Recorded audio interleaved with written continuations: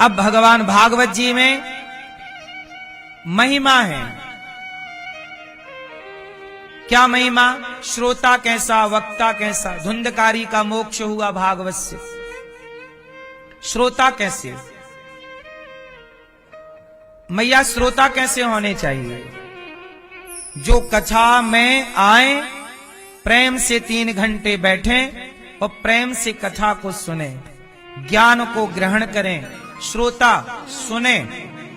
आप कुछ श्रोता कैसे होते हैं? कहीं मोबाइल चलाएंगे, कहीं यहां वहां देखेंगे, कहीं उठ के यहां बैठे, उठ के वहां बैठ गए, फिर उठ के वहां बैठ गए, बात करते रहेंगे, बार बार उठना बैठना। श्रोता मतलब केवल चित्त लगा के सुने। श्रोता ऐसे होने चाहिए। एक होता है सोता, आया जो गया, सोता।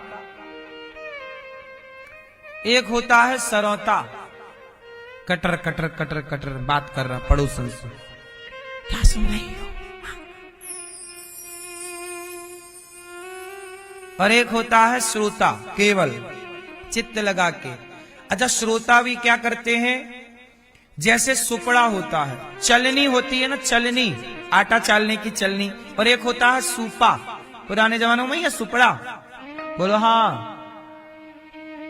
तो सुपड़ा जो होता है, वो चलनी जो होती है, इनमें अंतर क्या है? चलनी जो है अच्छाई को गिरा देती है और चोकर को बचा के, बुराई को बचा के रख लेती है। लेकिन जो सुपड़ा होता है ना, उसमें कचरा उड़ जाता है और जो अनाज है, अच्छा है, वो रह जाता है। तो श्रोता 2 तरह के होते हैं। एक चलनी की तरह, जो अच्छाई को गिरा दें, वो कथा में बुराई क्या सुनने को मिली वो ग्रहण कर लेते। महाराज जी ने ये बात गलत कही। क्या ग्रहण किया? गलती को, अच्छाई को। ये चलनी जैसे श्रोता है। और एक श्रोता होता है सूप की तरह। सुपड़ा जानते हो आप लोग? सूपा, कुछ सुपड़ा भी कई जगह बोलते हैं, सूपा भी बोलते हैं। तो सूपा क्या करता है कि बुराई को उड़ा देता है और अच्छाई को, अनाज को बचा लेता है ना, जब फटकती है मैया। तो श्रोता अच्छे कौन से? जो कथा में जो बुराई आपको दिखे उसे छोड़ दो और जो अच्छाई हो उसे आप ग्रहण कर लो। सार सार को गही लहे, थोथा दे उड़ाए, साधु ऐसा चाहिए जैसे सूप स्वभाव। सूप का स्वभाव जैसा है, सार को ग्रहण कर लेता है और कचरे को उड़ा देता है, फेंक देता है। ऐसे अच्छाई ग्रहण करे, बुराई ग्रहण ना करे, ऐसा श्रोता हो, उच्च कोटि का। वक्ता कैसा हो? विरक्तो वैष्णवो विप्रो वेद शास्त्र विशुद्धिकृत दृष्टांत कुशलो धीरो वक्ता कार्योति निष्प्रहा। वक्ता कैसा हो? विरक्त हो, आसक्ति ज्यादा ना हो, वैष्णव हो, भगवान का भक्त हो, ब्राह्मण हो। विरक्तो वैष्णवो विप्रो, ब्राह्मण। वेद शास्त्र का ज्ञानी हो, समझा सके बात को, दृष्टांत दे दे के समझाए। आपको बात जो हम समझाते हैं समझ में आती है कि नहीं? हम आपको दृष्टांत दे दे के समझाते हैं, क्योंकि वक्ता का लक्षण यही होता है कि अपने श्रोताओं को वो समझा पाए। तब तो वक्ता नहीं समझा पाए तो काय बात के। तो हमारा धर्म है कि हम आपको समझाएं हर बात। इसलिए हम जितनी बात आपको बताते हैं उतनी समझा के बताते हैं। आप जितना यहां से समझोगे वो उदाहरण के साथ हम समझाते हैं, एग्जाम्पल के साथ, ताकि आपको समझ में आए, बिल्कुल घुस जाए भीतर। हमारी बात समझ में आती है कि नहीं आपको? हमारी भाषा कठिन लगती है कि सरल? क्या लगती है? सरल भाषा वही प्रयोग होनी चाहिए जो समझ में आए। और ये दास आपको भागवत, देखो भागवत तो बहुत कठिन है। हम आपको कठिन बातें भी बता सकते हैं, आगे विषय आएगा कठिन, लेकिन हम उन कठिन कठिन बातों को इतनी सरल तरीके से आपको समझाते हैं कि आपको कठिन लगता ही नहीं। बातें बड़ी कठिन होती हैं। पर चूंकि भाई सही है तो उसको समझ में आ जाती है बातें। तो बस वही है कि भागवत जी बहुत कठिन विषय है, पर आपको उदाहरण दे दे के हम, इसलिए हम बार बार एक चीज को समझाने के लिए दो दो उदाहरण देते हैं कि इससे नहीं समझो तो इससे समझो, हाँ या ना। तो ये वक्ता का लक्षण है, विरक्त हो, वैष्णव हो, विप्र हो, वेद शास्त्र का ज्ञानी हो, दृष्टांत कुशलो, दृष्टांत देने में कुशल हो, और धीरो, धीरो मतलब धैर्यवान वक्ता हो, धैर्य हो, क्रोध ना हो। क्या ना हो? इसलिए हम कथा जब सुनाते हैं आपको तो हम गुस्सा नहीं करते।